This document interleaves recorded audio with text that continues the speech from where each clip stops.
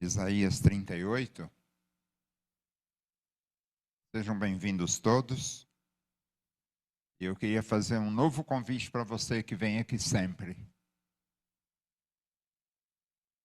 É que nós vamos ler agora a Bíblia. E eu queria que você lembrasse do princípio bíblico que a gente ouviu ontem de novo. Que a Bíblia não é um livro de história. Tanto que não é que ela não se preocupa em dar detalhes, nem de datas. Você perceber, os estudantes da escola normal, é a arqueologia que vai atrás e diz que aquilo foi data tal. Olha, foi descoberto tal. Mas enfim, eu não vou ficar nisso. Que o que está na Bíblia não é história. O que está na Bíblia é Deus falando com você. É Deus falando comigo. Se você for olhar para a história, você pode virar um paleontólogo, alguém que realmente sabe das coisas. Mas aqui o que Deus quer é que você seja plenamente cheio de vida. Na vida que está em Cristo, o mundo, o diabo veio roubar, matar e destruir. Jesus diz, eu vim para que tenham vida e tenham em abundância. Ele diz assim, eu sou o caminho e a verdade e a vida. Né? Então, a história que nós vamos ler é a história de Ezequias. Diz que, no versículo 5, 38:5,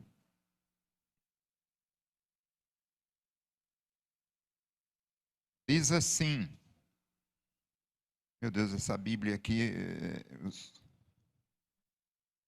mudei de Bíblia, assim, é essa bilíngue aqui. Vamos ler juntos então.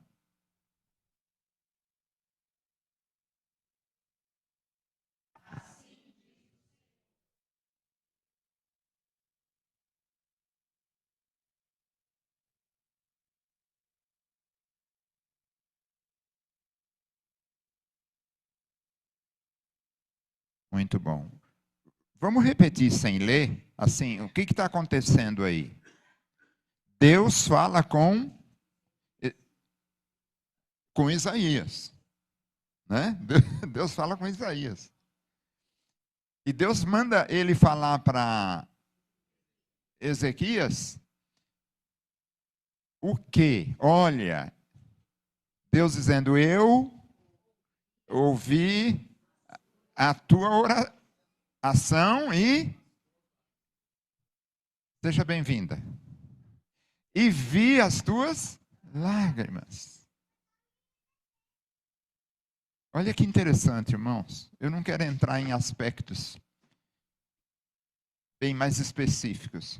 Mas Deus fez o quê? Deus falou para Isaías e lá dizer para Zedequias o rei, que Deus tinha ouvido a oração e...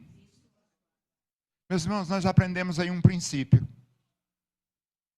Deus não vê lágrimas sem oração.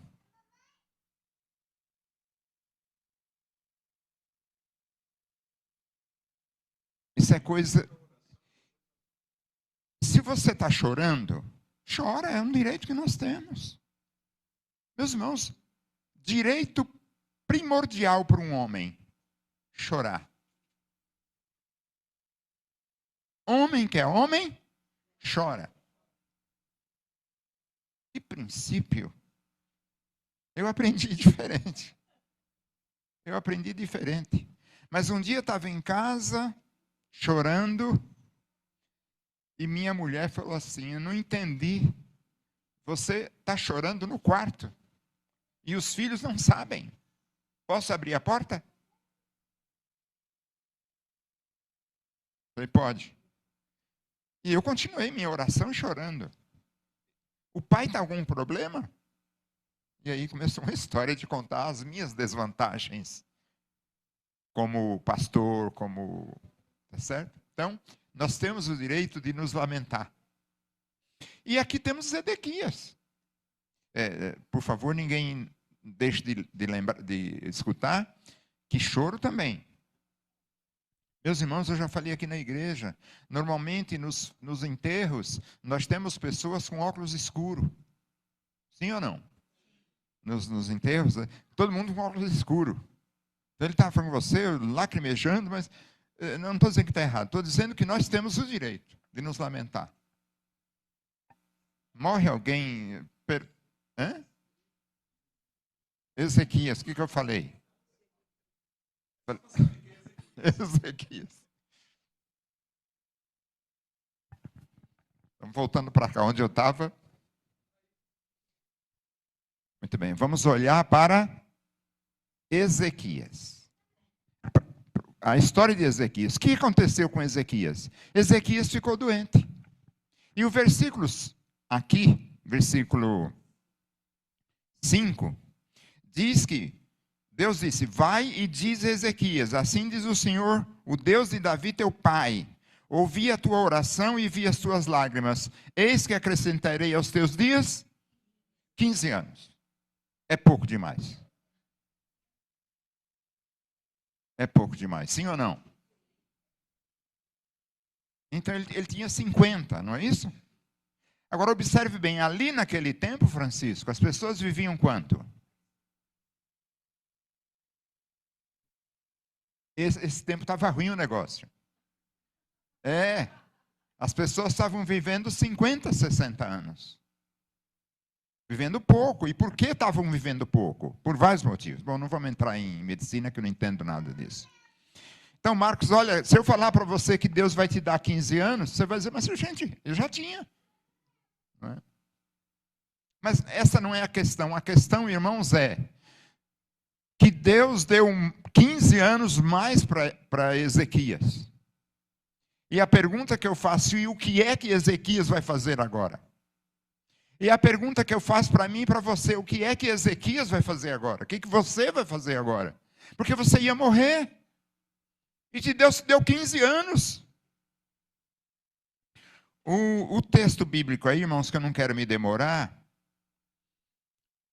esse texto bíblico, ele é colocado de uma maneira diferente, porque ele começa pelo fim. Né? Se a gente lê todos os versículos, nós observamos que no versículo 10, Zedequias está dizendo assim: no cessar de meus dias irei à sepultura, já estou privado do restante dos meus anos. E ele continua: eu disse, no pleno vigor de minha vida, devo entrar no lugar dos mortos. Serei roubado do restante dos meus anos? Em outras palavras, meus irmãos, nós não precisamos nos demorar para isso, que eu não conheço ninguém que queira morrer. Já repetimos isso várias vezes. Eu não conheço nenhum velho que esteja bem que queira morrer. Eu não conheço ninguém que queira morrer. O que nós queremos, eu não sei se a igreja concorda nesta bênção, é sermos arrebatados. Vocês não disseram amém, mas eu acho que é isso. Todo mundo quer ser arrebatado. Todo mundo quer que Cristo volte. Cristo volta e leva a igreja, nós juntos. Não eu antes de vocês. Não é isso? Nós queremos viver. Então Cristo volta, leva a igreja, você olha para trás e cai o dinheiro do seu bolso e diz: pega aí, usa. Não é isso que nós queremos? Aliás, nisso tem um mandamento bíblico, porque em Apocalipse, irmãos que estão aí olhando e prestando atenção, preste bem atenção. No Apocalipse tem um mandamento para nós dizermos: ora, vamos tirar a hora, vem, que fica em português, escrevendo assim. Tem um mandamento em português para a gente dizer assim: Senhor Jesus, vem.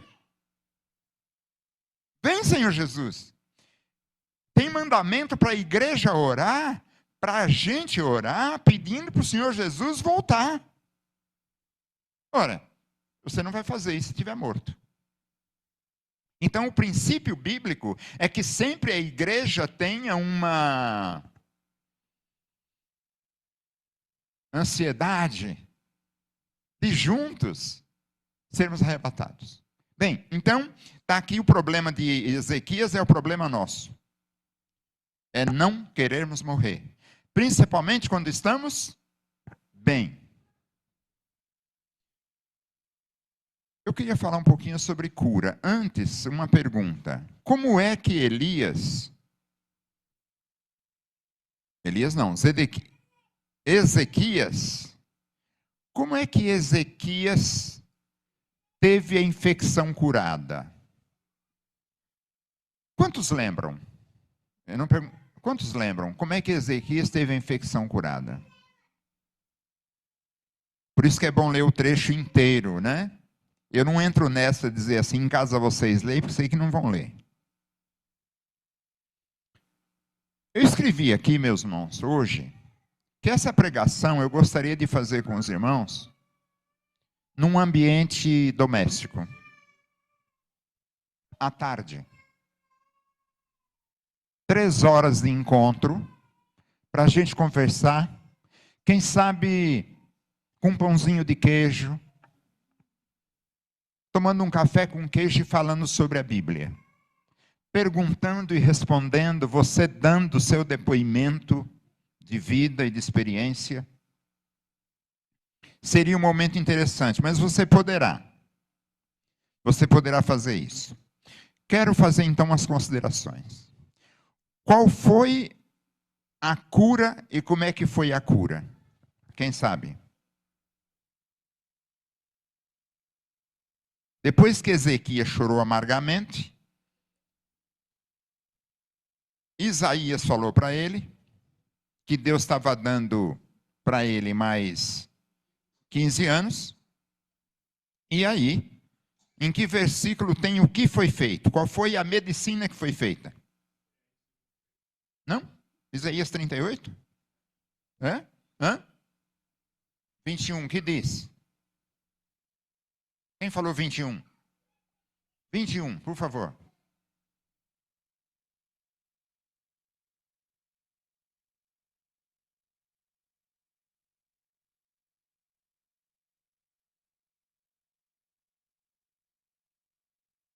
Muito bom. Uma pasta de figos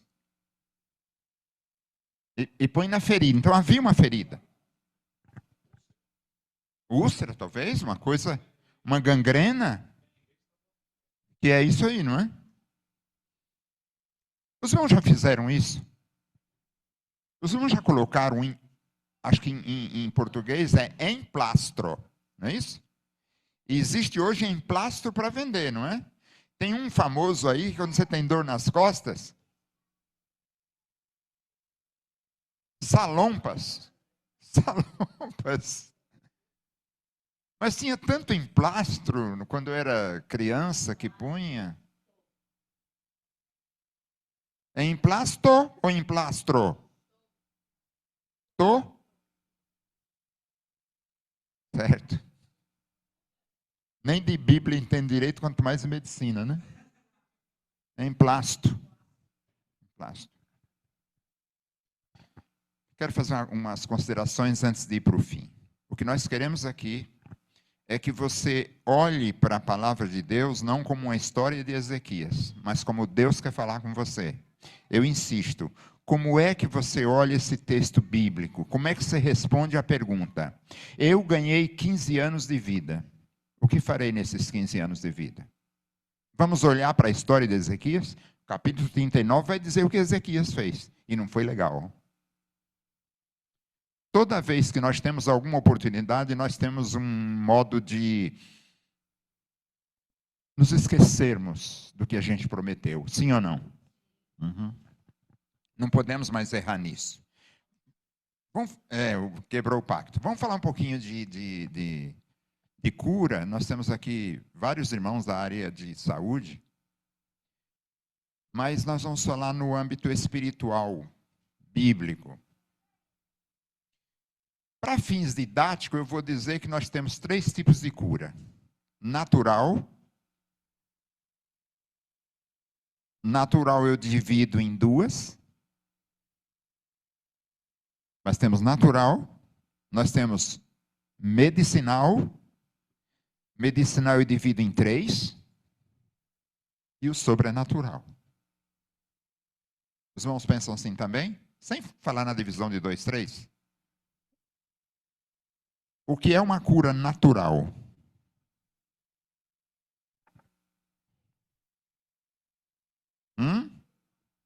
Passa o problema. E passa o problema, às vezes, sem tomar chá. Mas quando eu tomo chá, também é cura natural. Vocês concordam ou não? Você é menina, está com problema. Você é menino, está com problema, uma dor. Tua mãe vai lá e faz um chá. E passa. Vou falar de uma cura natural que você não gosta de ouvir. Você está muito mal, comeu. Não toma nada, vomita. E resolve o problema. Cura natural. Vamos para a cura agora médica. Tudo bom? Chá de cinta. Eu falei que tem dividir o natural, porque é natural com chá, natural sem nada. Né? Assim é a cura médica. Como que se dá a cura médica? Com remédio. Mas esse remédio pode ser uma coisa simples. Um comprimido para dor de cabeça. Não é? Não tem gente que... Comprimido. E tem gente que se acostuma com qual. Não é? Para mim, tal não faz efeito. Mas tem outro tipo de cura médica. Uma injeção, já é mais... Tem outro tipo de cura médica. Mais invasivo, chama, né? Tem tipos de cirurgia. A minha, em agosto, não sabe que faz... Dia 17 faz um ano? 6 horas de cirurgia. Continue orando por mim, eu quero viver. Então, cura médica. Agora eu pergunto, eu quero trazer Jesus para a nossa cura, falando isso. É que eu queria que nós entendêssemos, se você concordar com a minha pregação. O que o médico fez comigo foi cura médica? Eu não estou perguntando se é espiritual, eu digo, a cirurgia é uma cura médica, não é? Ele me curou? Você não sabe responder. Quem tem câncer de próstata e retira a próstata e termina a cirurgia e você está bem, não dá para dizer para ninguém que foi um sucesso. Isso não existe. Dá para dizer que foi um sucesso em certas cirurgias. Por quê?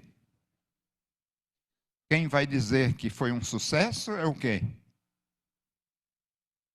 Gente, vocês não entendem nada de próstata. O PSA. Nós entendemos, né, Zé? É o PSA. Eu faço o meu amanhã ou depois. É o PSA que diz. Tá certo? Bom. Essa é a cura médica. Até aqui nós temos cura natural, cura médica, e dentro da cura médica temos algumas coisas. E eu pergunto, em que médico você levaria por causa de Alzheimer? Eu quero saber em que médico você levaria para resolver o Alzheimer de alguém.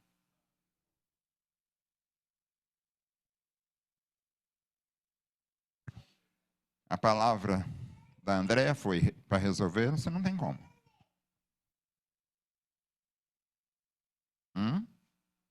Não, sim, é isso que nós estamos falando. Os irmãos percebem? Vou dizer o que eu penso disso. Nós estamos aqui dizendo, irmãos, admitindo que existem enfermidades que não se cura naturalmente, que não se cura de acordo com o médico, e não se cura e acabou. É isso que nós temos. E os exemplos de cura que não tem remédio são enfermidades da alma e da mente. E nós precisamos de bênção para a igreja. A cura física, ela resolve com cirurgia. Agora, eu quero fazer a seguinte pergunta e ir encerrando. Para nós, a cura natural e a cura médica e a cura sobrenatural, não é tudo sobrenatural? Quantas crianças aqui, falei isso um dia desse, tiveram medo da paralisia infantil? Quantas mães aqui tiveram medo que seus filhos nascessem com paralisia infantil? Não pode ter nenhuma. Foi erradicado. E como é que foi erradicado? Com a vacina. E como é o nome dela? Sabin, não é? Que a gente... Hã? BCG é outra. BCG é sarampo, né? Sei lá. Sim. Bom, mas então paralisia infantil. Pergunto. Esta cura foi uma cura ou esta cura foi um livramento? É porque você não passou por ela. Eu vou encerrar porque eu não vou ficar fazendo um discurso. Para mim, ciência e conhecimento é um dom de Deus. Tanto na igreja como fora da igreja. Para o bem da nação. E Deus então permite que os cientistas, já orei sobre isso, que os cientistas recebam de Deus a permissão de sintetizar a seu tempo, um remédio que resolva. Então nós somos abençoados pelas vacinas. Não sei se os irmãos creem assim. Eu vejo Deus no seu tempo e na sua extrema sabedoria, permitindo que em tempos nós, em algum tempo, alguém recebesse uma bênção, mas até aqui nós não temos a bênção, por exemplo, para a cura do Alzheimer, ou temos? E de Parkinson. E para as deficiências cognitivas. E para doenças da alma. Cura médica? Não temos. Isso nós chamamos de cura sobrenatural. E nós precisamos da cura sobrenatural. O nosso Senhor, Jesus Cristo, Isaías 53, da irmã Margarida, ele tomou sobre ele as nossas dores, enfermidades, etc. e tal. Mas agora eu quero pontuar mais uma coisa. Se Deus me dá a bênção de 15 anos, eu estou falando 15, mas foi 15 para Ezequias, para você que tem 70, pode ser 30, não é? Porque hoje a medicina está dizendo que as pessoas que nascem hoje vão viver quantos anos tranquilas? 120 anos, a idade é 120 anos. Ela volta para Gênesis, quando Deus disse, porém, foi Deus que falou, porém, os dias dos homens serão 120. Ele não estava falando que eles iam viver 120, mas que em 120 anos eu vou mandar o dilúvio e essa geração vai acabar. Ah, se os jovens compreendessem essa realidade, todos nós aqui, não é? Essa história, mas não é a história que nós queremos falar. É Deus operando na minha vida e me dando a história para eu caminhar pela história de Deus. Pelo seguinte, porque a gente vive a vida para frente ou para trás? A gente vive a vida para frente, mas compreende ela para trás. Então, tudo que está escrito na Bíblia serve para eu ter sabedoria, serve para eu responder, serve para eu perguntar, serve para eu comparar, serve para eu comprar, para eu vender. Provérbios está aí me dando sabedoria para eu não responder, para eu responder, para eu perguntar. Então, o que nós temos aqui é isso. Eu quero ir para um outro ponto. Sobre isso. O que os irmãos acham que era escravidão do povo no Egito e ainda é escravidão hoje, mesmo aquelas pessoas que são pegas em situação análoga à da escravidão? O que é que diferencia? O que que dá para nós dizermos que uma pessoa é escrava? Ou que tem uma situação parecida com a escravidão?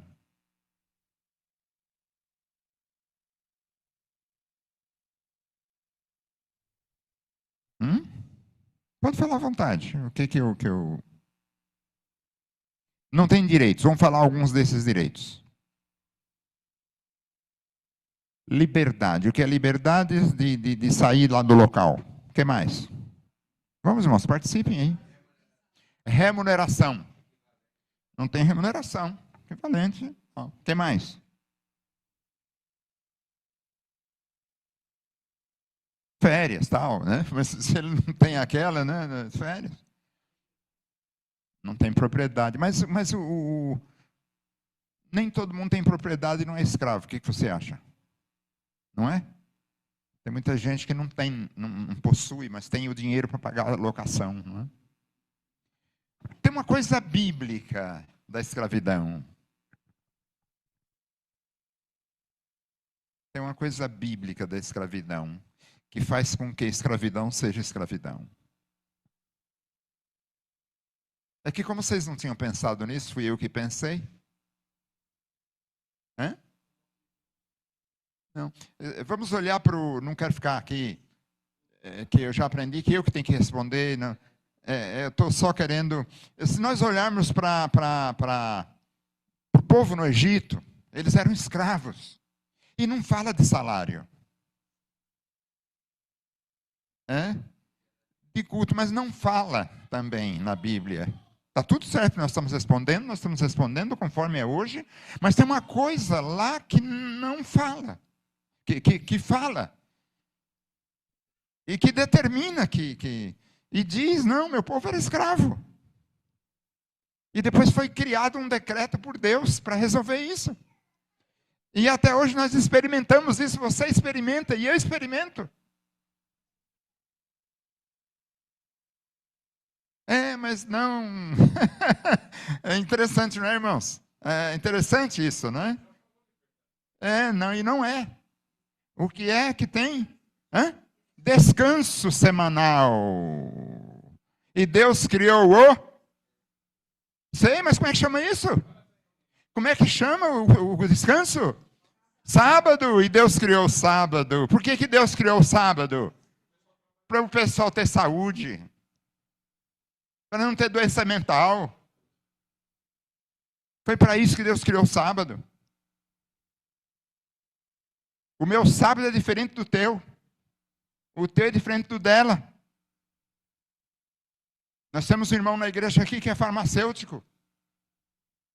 Hoje é dia de trabalho dele. O sábado. Ontem foi folga. Ontem era dia de trabalho. Era sábado para ele. Mas amanhã será sábado. E Deus criou folga. Deus criou sábado. Deus queria que nós fôssemos menos workaholic. Deus queria que nós desacelerássemos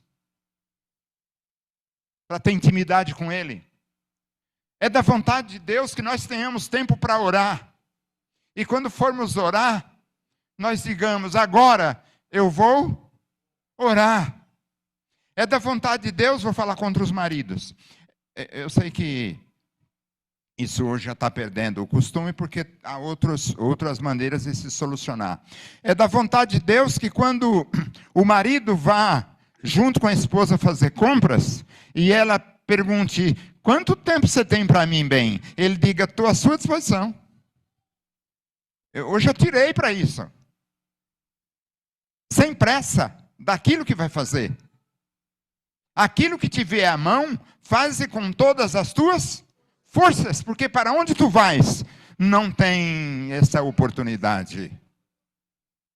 Porque lá no céu é 24 horas dizendo santo, santo, santo. Tá certo? Eu ouvindo as melhores orquestras do mundo espiritual. Eu estou aqui, não acredita nisso não, é uma coisa... As vozes dos anjos... nesse sentido, se alguém dissesse, pastor, lá vai ter samba, eu digo, sim, vai ter samba. Você gosta de samba? Vai ter. Mas você gosta de orquestra sinfônica? Vai ter. Bom, esse não é o assunto da minha pregação. Então, irmão Zé Antônio, Deus criou o sábado, o descanso.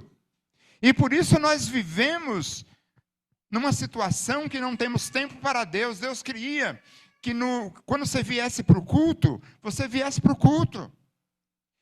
É da vontade de Deus que, se tiver ensaio no próximo sábado, você diga que hora que é. Aí a liderança do ensaio diga, olha, é o último ensaio. E você dissesse, não é melhor a gente vir às 9 então, para ficar até a noite, porque eu estou para isso. E muitos de nós vivemos enfermos. Por quê? Porque vivemos, começa com AC e termina com lerados. Vivemos? E ninguém aguenta a gente. Nem a gente se aguenta, não é isso? Veja, eu quero voltar para o texto. O que faremos com os 15 anos? O que faremos com a nossa vida? De fato, entregaremos para Jesus guiar? Nós que sofremos cirurgia, amputações, grandes cirurgias, enfermidades malignas, como viveremos com essas oportunidades que Deus nos dá? Olhemos para Ezequias. No capítulo 39, nós temos péssimas notícias. No capítulo 39 diz, por esse tempo o rei da Babilônia soube que o rei Ezequias havia estado doente, mas agora já estava bom. Então lhe mandou uma carta e um presente.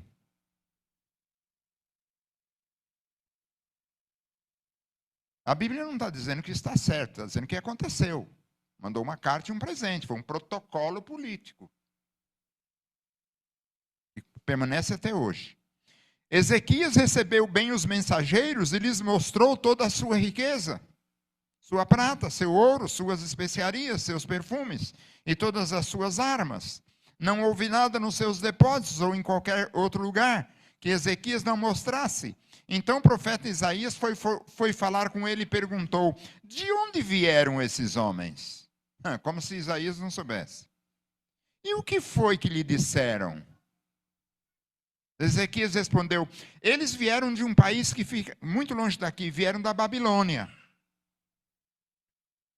Isaías pergunta, o que foi que eles viram no palácio? Mais uma vez, meus irmãos, por favor, pense assim, nós não estamos querendo falar do palácio de Ezequias, nem da Babilônia, nós queremos falar do que nós temos.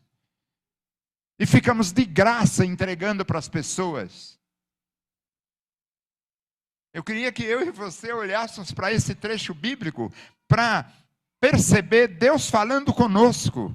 Que nós temos uma história que Deus cria em nós e que ela fica escrita em nossa vida.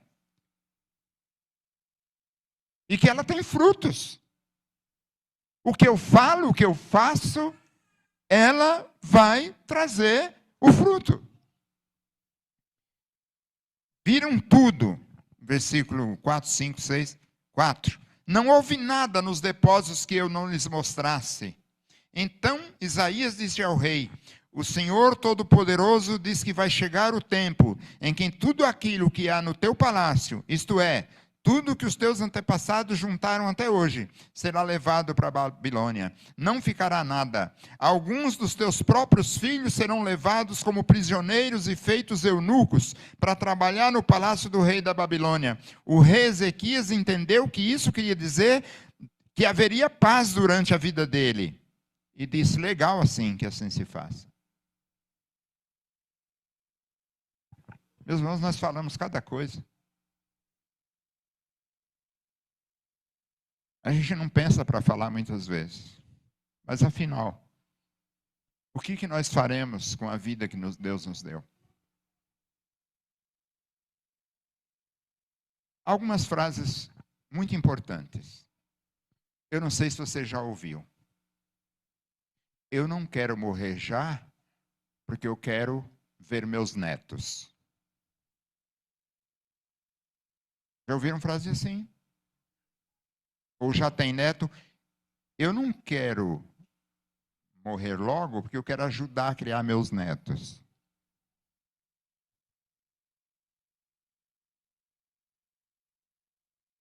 Eu fico com medo de Deus, porque Deus pode responder assim, fica tranquilo, eu vou arrumar outro para criar melhor que você. Com isso eu quero dizer o seguinte: o que é? Eu quero viver por quê? Eu quero viver para quê? Nós estamos muito interessados em coisas que Deus não está interessado. Deus está interessado nas consequências. Buscai o reino, primeiro o reino de Deus e a justiça dele, e todas coisas vos serão acrescentadas. Vede os lírios do campo, que não trabalham, não fiam, e nunca, nem Salomão, se vestiu como um deles. Então nós precisamos ter cuidado. Tem uma irmã aqui na igreja que ela sempre me pergunta assim: quando eu disser para Deus que eu quero viver, eu digo o quê? Eu digo, procure na Bíblia. Não quero dar de graça isso nesse momento. Mas você responderia o quê? O que a Dulcineia diria? O que o Guilherme diria? O que eu diria? Peguei um jovem, uma mulher madura e um velho. Como, o que eu diria se Deus me perguntasse: se eu te der riquezas e glória, você vai usar para quê? Se eu te der tempo de vida, você vai usar para quê? Eu acho que eu e você estamos precisando desacelerar as nossas vidas em favor da intimidade com Cristo.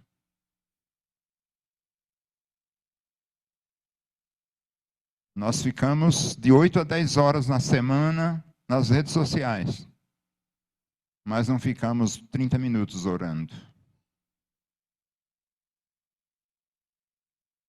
Nós levamos nossos filhos para passear na praça, mas ficamos no celular. Nós vamos orar, mas não desligamos o celular e atendemos.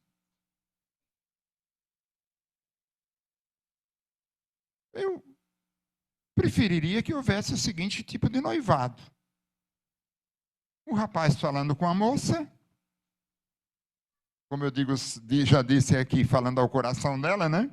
Porque pregadores não falam ao coração, né? Falam aos ouvidos, mas namorado fala ao coração, não é isso? Está falando com ela e ela, no celular, ele diria: escute, eu estou falando com você. Ela diria: eu estou te ouvindo. E ele diria: então tá bom. Claro que não, né, pastor Cláudio?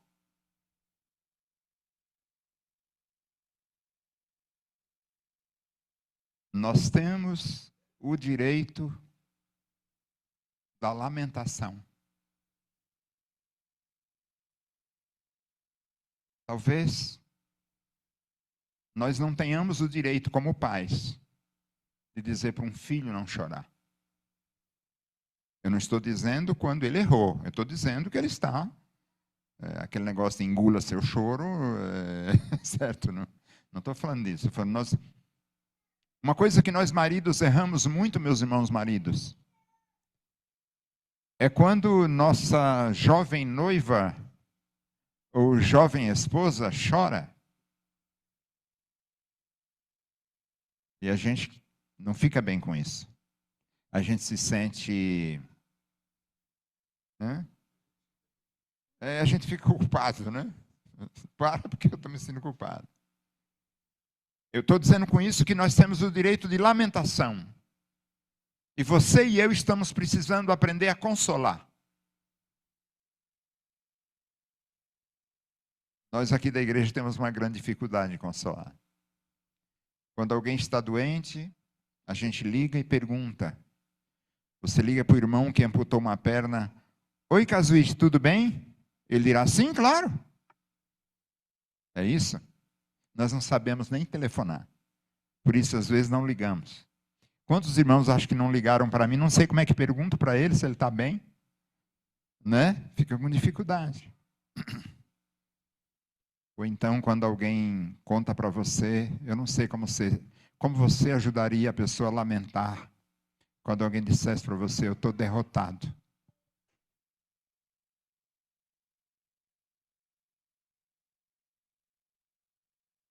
Quando minha mulher me pergunta, como você está? Eu digo, lá embaixo. Fica difícil, não fica, Helena? A Helena balançou a cabeça que sim.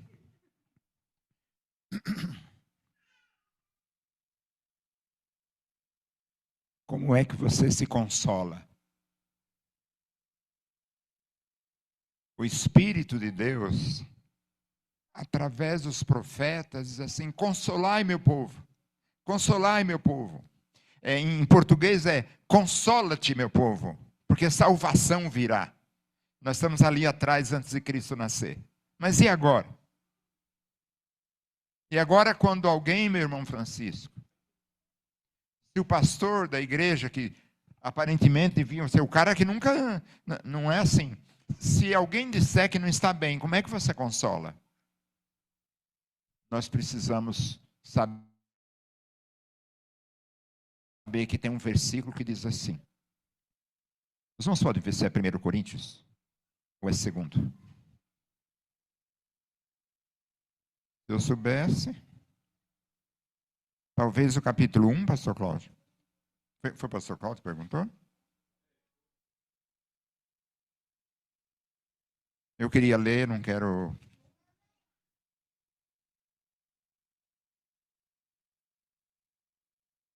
Eu achava que era 2.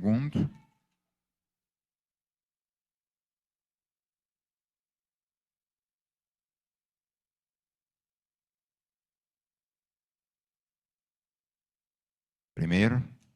Achou, pastor Cláudio? Não?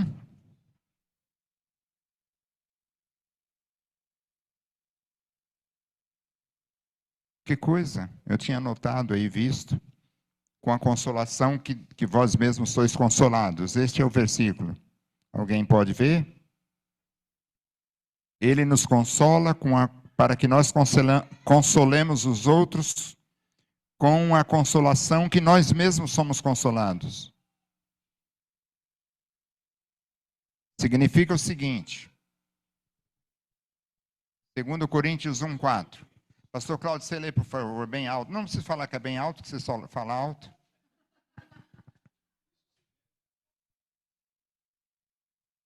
Aqui, ó. É Ele que nos conforta em toda a nossa tribulação, para podermos consolar os que estiverem em qualquer angústia, com a consolação com que nós mesmos somos contemplados por Deus. Precisávamos ler um pouco mais várias vezes para compreender. Eu vou dar aqui um resumo. É o seguinte: você não consegue consolar ninguém fora da consolação que você recebe de Deus. E nós às vezes erramos nisso. Sim ou não? Aí fala que nós seremos consolados nas nossas tribulações. Estamos passando por elas. A família e a amada está passando por ela. Mas nós não podemos consolá-los além do que podemos. Não temos promessas para fazer além do que podemos. Eu tenho um exemplo horrível para dar. Está meu parente morto e chega alguém e diz assim, fica tranquilo que em 3 dias ele ressuscita. Existe essa consolação? Não, porque Deus não consolou ninguém com isso. Não é isso? Então é difícil consolar. Resumindo a pregação, nós temos uma história contada na Bíblia que fala que um homem foi curado. E o mais importante foi dado para ele um tempo. E aí vem a pergunta, né, meu irmão Emerson? Como é que nós estamos usando o tempo que Deus nos acrescenta?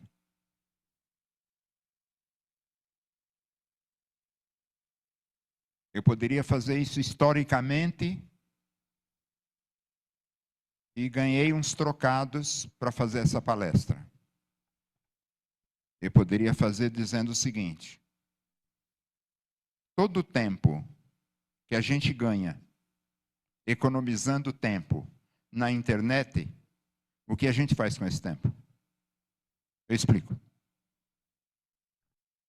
Você precisa ir na biblioteca municipal. Não sei quantos alunos aqui já frequentaram biblioteca fisicamente, de ir lá pegar um livro. Você vai sair daqui e vai tomar o ônibus até lá no centro, Biblioteca Mário de Andrade, por exemplo. 30 minutos. 30 minutos para voltar. Para olhar um livro, o que diz na página 36, de Vidas de Graciliano Ramos. Fui fundo agora, né? Só que aí, alguém te traz um telefone que te fala assim, olha, você pode pesquisar aqui. E você olha, a página 36 está dizendo que Maria e Joaquina, tal, você faz o resumo, está pronto. Gastou 15 minutos. Quantos minutos você ia? 30. Para voltar, 30. Mas a pesquisa lá, você não ganhou um tempo? O que você vai fazer com esse tempo? Gastar nos teus deleites. Ver Netflix. Nós precisamos repensar a nossa vida. Nós precisamos repensar que Deus está querendo nos dar tempo para ocupar a nossa vida com Ele. Aí você diria, está na igreja direto? Não é isso. Nós não pregamos aqui na igreja isso. Nós pregamos estar com Ele direto. Nós pregamos orar sem cessar, ou seja, estar ligado a Ele. Nós pregamos desaceleração para ter intimidade com Jesus. Para ter vida com as outras pessoas. Esse foi o primeiro, passamos pelo meio e chegamos no fim. Somos atribulados. Não tem nenhuma garantia de que não teremos problemas. Mas temos uma garantia que Ele enxugará toda lágrima. E o Senhor não tem enxugado toda lágrima lá no céu. Ele tem enxugado já hoje. Pelas consolações do Espírito Santo. Por isso a importância da igreja. A igreja local. A igreja local pode pregar a palavra junto, mas a igreja local pode almoçar junto. A igreja local pode fazer uma festa juntos. A igreja local pode sentar para comer juntos. A igreja local pode se aconselhar. A igreja local pode orar uns pelos outros. A igreja local pode ter vida. Que o Senhor Jesus nos ensine, me ensine você a saber o que fazer com o tempo que Ele dá para a gente. Não vamos perder tempo, não. Vamos organizar as coisas, orando a Deus, para que a nossa agenda, e faça um apelo final. Principalmente para homens. No Brasil não, aqui para nós, normalmente, nós trabalhamos de segunda a sexta. Eu disse normalmente, sim ou não? Normalmente. E normalmente nós temos quantos dias por semana? Eu digo, para descansar. 2, quais? Sábado e domingo. O domingo nós não contamos. Por quê? Porque não é descanso, não é? Sim? Ontem nós fomos, os que puderam ir para Votorantim. Eu cheguei em casa 00:59. Por aí, né? 1h. O Bruno acho que chegou um pouco depois. O Marcos depois lá que chegou. O Fernando, tá 1h da manhã. E de manhã estávamos aqui. Então, domingo não é dia de descanso para crente, não é? A gente trabalha. Você já estava dormindo. Mas eu quero trazer essa palavra rápida sobre a administração, meus irmãos homens, do sábado.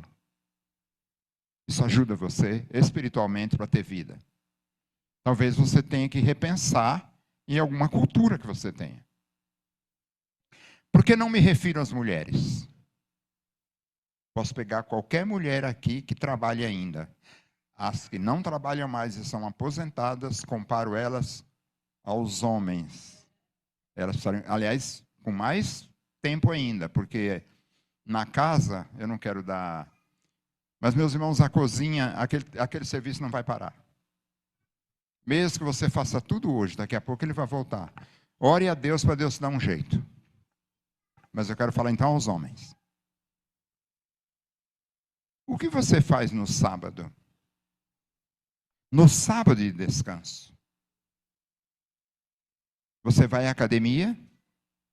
Você lava o carro? Você cuida de você?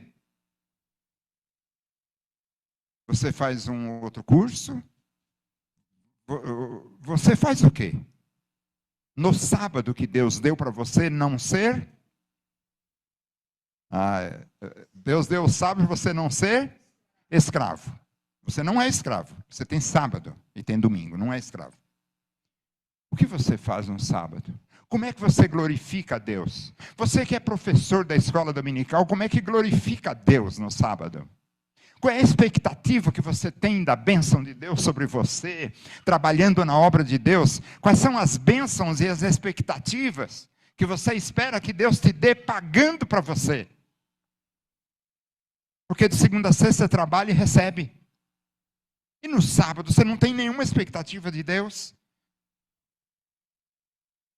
Estou me dirigindo mais aos homens, por causa que as mulheres no domingo vão para a igreja trabalhar e no sábado vão cuidar da casa. Se elas trabalham de segunda a sexta, meu Deus do céu. Não é que é isso, é uma realidade. Mas e nós os homens? Vou brincar com vocês, não me levem a mal. Vão ficar passando pretinho no pneu do carro? E a mulher olhando e dizendo, se eu fosse aquele pneu.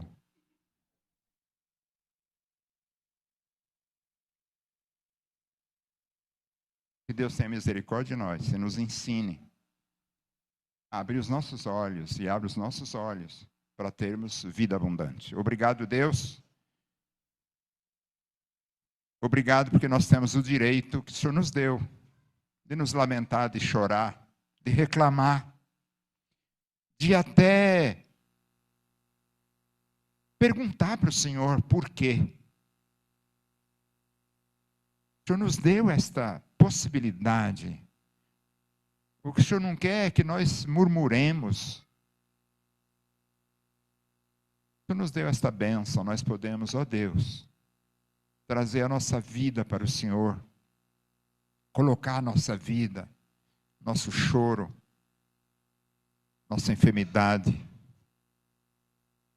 nossa derrota, aos teus pés. Tudo que nós estamos tristes, tudo que nós gostaríamos e não conseguimos, nós podemos trazer ao Senhor. E o Senhor nos deu o meio, o Senhor nos deu o e-mail, o Senhor nos deu o WhatsApp. Qual é? É a oração. É buscarmos o Senhor em oração, é abrir o nosso coração na oração e dizer, ó Deus, eu estou derrotado, eu estou sentindo assim. Dá tempo para nós ocuparmos a nossa vida em oração. Senhor, que cada um de nós possa entrar no nosso quarto, fechar ali a porta e termos tempo de intimidade com o Senhor. Faz essa obra em nossa vida, enriquece as nossas vidas para que nós não sejamos ricos no mundo muitas vezes. Temos coisas do mundo muitas vezes, mas somos pobres com o Senhor. Nós queremos ser ricos para com Deus. Obrigado, Deus. Eu te agradeço, Pai, em nome de Jesus. Amém.